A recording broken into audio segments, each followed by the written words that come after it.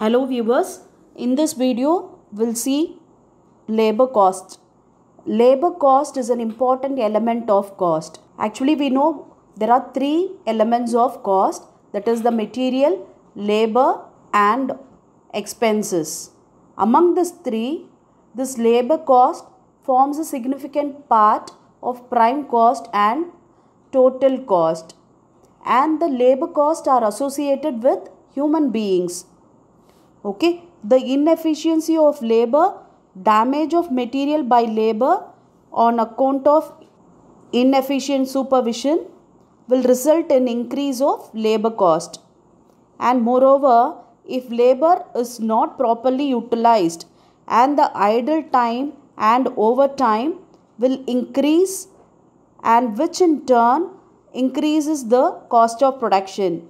So proper utilization of labor will reduce the labor cost and the production cost.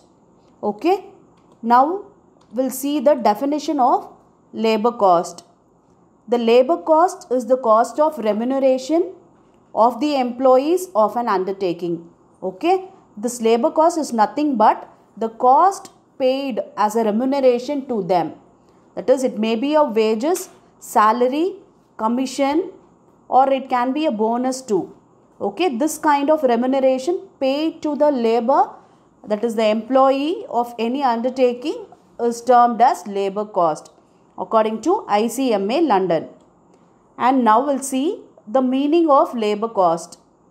It is the payment of remuneration to the worker for their service to the firm is known as labor payment.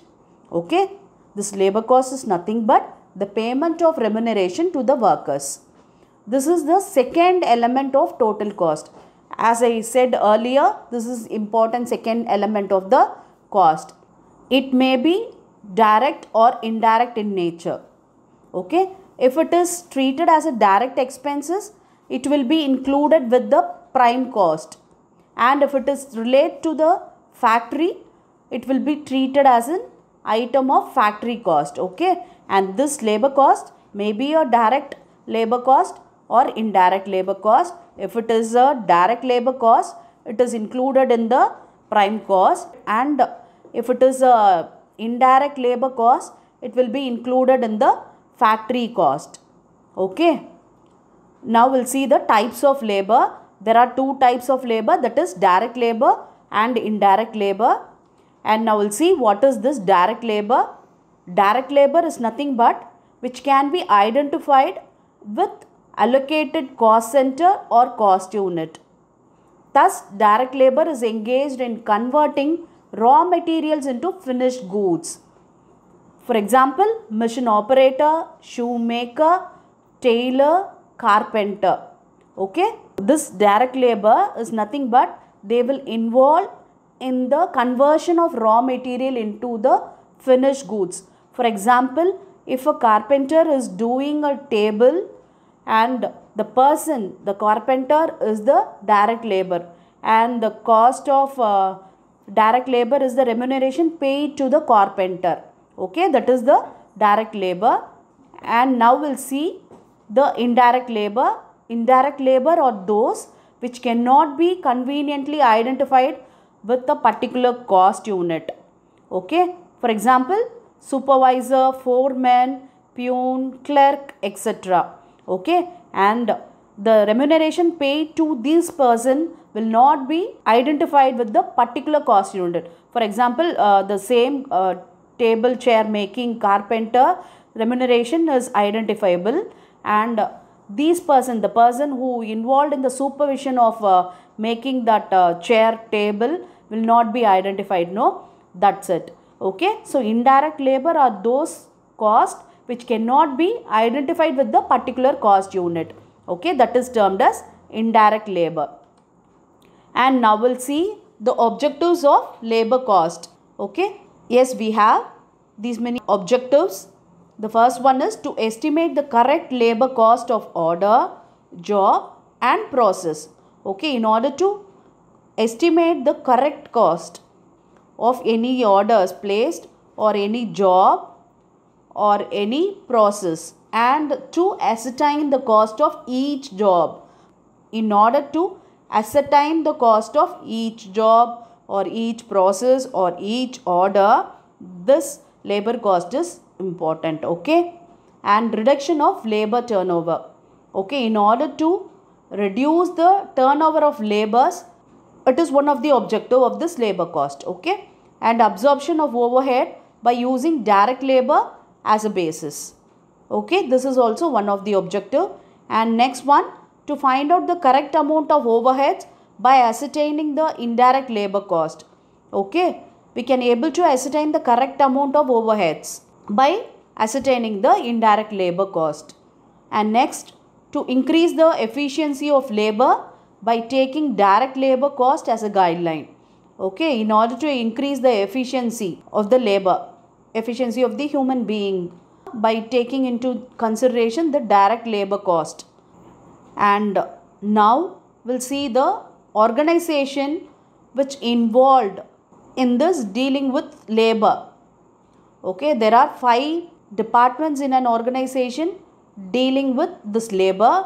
They are personnel department, time recording department, payroll department, engineering department, and cost accounting departments. Okay, these are the major 5 departments which are dealing with the labors. Okay, now we'll see personnel department. It plays a very important role as it is primarily concerned with the proper selection and training of workers and placing them to jobs for which they are the best suited. That is the right man for the right job through this personnel department. Okay, they are placing the right person for the right job. And next, time recording department. The recording of time put in by a worker is required for 2 purposes, namely for timekeeping and time booking. Okay, timekeeping is the recording of time for the purpose of attendance and wages calculation. Okay, this timekeeping is maintained in order to record the time for giving the wages. Okay, and time booking is the recording of idle time for purposes of cost analysis and apportionment of labor cost over various jobs. Okay, this is to identify the idle time of the employees. And next one is payroll department. The important function of this department is controlling and accounting for labor cost. That is to compute the wage and to prepare the payroll for each department, to compute the payroll deduction, to reimburse salary and wage payment. Okay, for this purpose they are dealing with this labor cost. And next is engineering department. This department helps in maintaining control over the working condition and production method of each job department. Okay, and it usually performs the following functions. We'll see the functions now. Preparation of plans and specification for each jobs, safe and efficient working condition, preparation of time and motion studies of labor, making job analysis and setting piece rates. Okay, and for this purpose the engineering departments is maintaining the control over the labors. And next one is cost accounting department, and this department is responsible for the accumulation and classification of all cost data, of which labor is one of the element. Okay, and this department is responsible for analyzing the payroll in order to render routine and special labor cost report that reveals the normal and abnormal idle time, direct and indirect labor, overtime, and variances from budgeted labor cost. Okay, and this reports informs the management the effectiveness of labor policy and permit necessary action to be taken in order to retain proper control of labor cost. Okay, For these purpose, these 5 departments are involved in this labor cost. I hope now you are clear about this labor cost and the types of the labors. Okay, in our next video, we'll see about the labor turnover. Thank you for your patient listening.